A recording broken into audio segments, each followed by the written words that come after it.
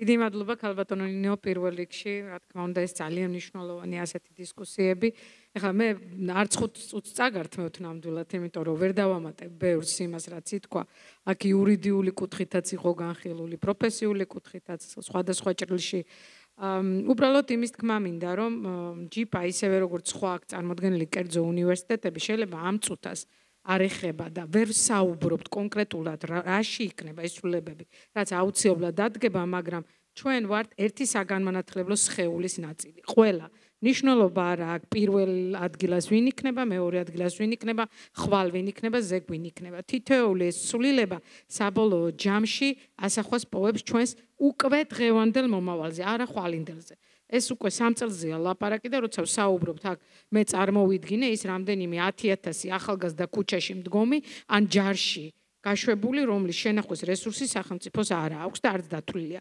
ჩემთვის ძალიან ძიმე მოსასმენია, როდესაც ვსაუბრობთ აი ამ ხელაცვლილებებზე და თქვენ უფრო უკეთ ჩახედულები, ვინც უშუალოდ იღებთ ინფორმაციას რექტორების შეხვედრაზე და სხვადასხვა შეხვედრებზე, ამ ცვლილებებს გვეუბნებიან და ამ დროს მომავალი წლის ბიუჯეტში განათლების მუხლი არ არის გაზრდილი. საიდან აპირებენ უნივერსიტეტებში აი ამ დანაკლისის შევსებას და ძალიან ბევრი კითხვებია, რომელზეც მე ახლა რა თქმა უნდა თავს არ შეგაწყენ. ჩვენ ერთი სისტემის ნაწილი ვართ და რა თქმა უნდა გვერდში გიდგავართ, მაგრამ რამდენიმეზე მინდა ყურადღების გამახვილება.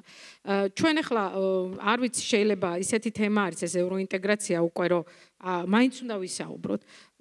ბოლო 20 წლის მანძილზე და განსაკუთრებით ბოლო 10 წლის მანძილზე საქართველოს პარლამენტში ყველა კანონი გადის სკრუტინულ შემოწმებას, ეს RIA რასაც ქვია რეგულატორი impact assessment. ესე უნდა იყოს იურიდიული კუთხით უფრო დამეხმარება.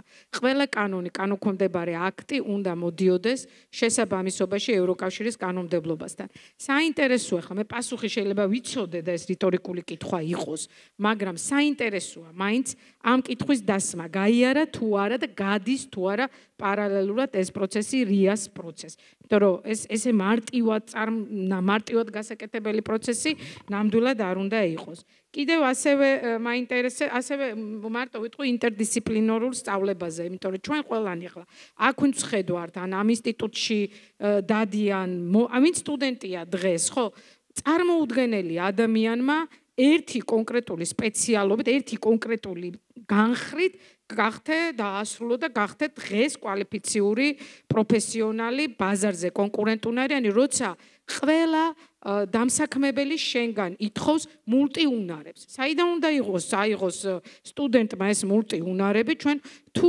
ინტერდისციპლინარული სწავლების პროცესს ჩავჩეხავთ. ანუ ძალიან ბევრი ისეთი კითხვებია, რა თქმა უნდა, რაზეც მე დარწმუნებული ვარ, რომ თქვენ საუბრობთ და ჩართული ხართ ამ პროცესში და ალბათ მომავალში კიდევ უფრო გამოჩნდება ეს ყველაფერი, იმიტომ რომ ეს ყველაფერი წეღან ითქვა ქაოსს უფრო ქმნის.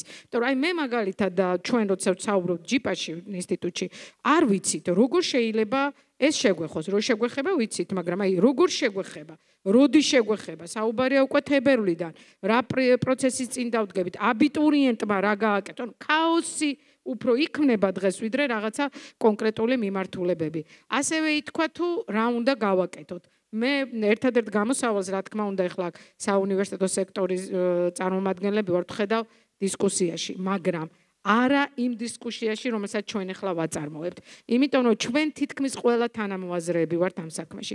ჩვენ როგორმე ეს ის საკითხია, რომელმაც უნდა გააერთიანოს აი ეს მეორე ჩვენ რო ვიძახით აი პროპაგანდის მიმღები აუდიტორია. არ ვიცი ეს ძალიან ძიმე გასაკეთებელია, მაგრამ ისინიც არიან მასწავლებლები, ისინიც არიან ლექტორები და მათაც ყავთ შვილები, რომლებიც აუცილებლად დადგებიან აი იმ 10,000-ობით ადამიანში. ამიტომ ეს წრე უნდა გაფართოვდეს. ჩვენში საუბარი არ მოიტანს შედეგს. შედეგს მოიტანს რაიონებში გასვლა იმ ხალხის ჩაბმა, რომელიც მხოლოდ ერთ არხს უყურებს. ეს არის აუცილებელი ამ შემთხვევაში ჩემი სხვა მხრივ, ჯიპა რა თქმა უნდა მოლოდინის რეჟიმში არის რა იქნება და თქვენს გვერდით ვარ. დიდი მადლობა თქვენ.